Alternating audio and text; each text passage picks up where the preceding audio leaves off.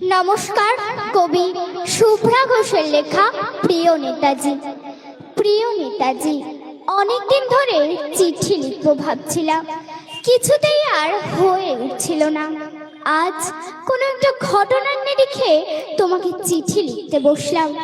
ছেলেবেলায় আমাদের দোতলা ড্রয়িং রুমে তোমার ছবি, জন্মদিনে পেতাম বই, সেখানেও তুমি।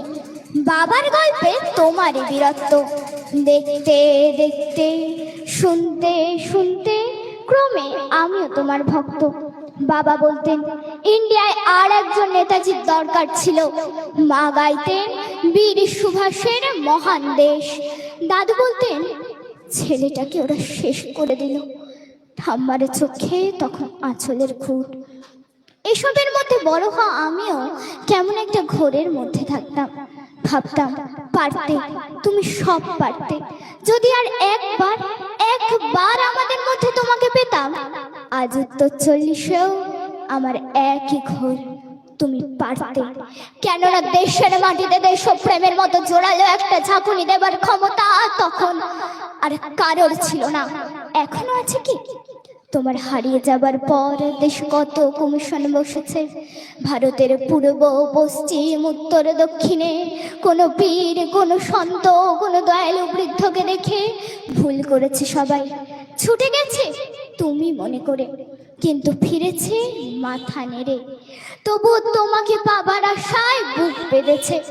তুমি তো শুধু বসুবাড়ি নও, গোটা ভারতবর্ষের মণিকোঠার হীরা। যার আলো শুদ্ধতা কালোকে সাদা করতে পারে, এ বিশ্বাসে ভর করে সবাই ভেবেছিল তুমি আসবে, তুমি আসবেই। কিন্তু এলে না।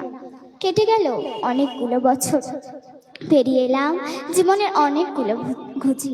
তুমি এখন বিমানবন্দরে, সভা সমিতিতে, রিসার্চ ব্যুরোতে, এমনকি ছেলের নামকরণে।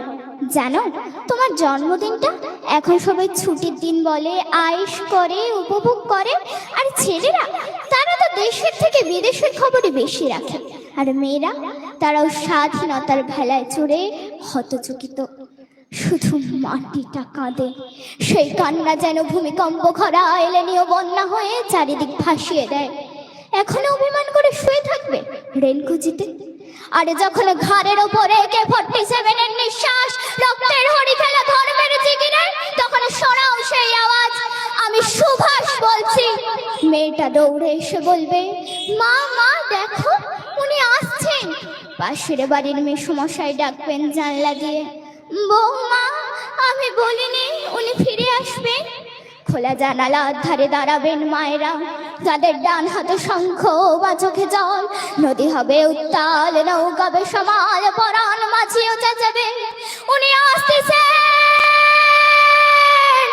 সবুজ মাঠে শিশুদের হাতে পতাকার দোলা, উনি আসছেন, উনি আসছেন, উনি ফিরে আসছেন।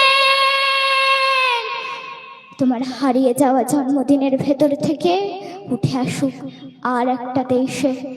আজ স্বাধীনতার ঠিক আগের মুহূর্তে দাঁড়িয়ে তোমাকে আমার এই চিঠি। প্রণাম নিও। ভালো থেকো নেতাজি, ভালো থেকো। নমস্কার।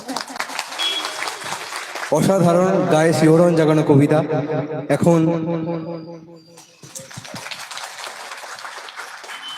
এখন আপনাদের সামনে বক্তব্য রাখবেন আমাদের আজকের অনুষ্ঠানের প্রধান বক্তা বিধায়ক নওশাদ সিদ্দিকী।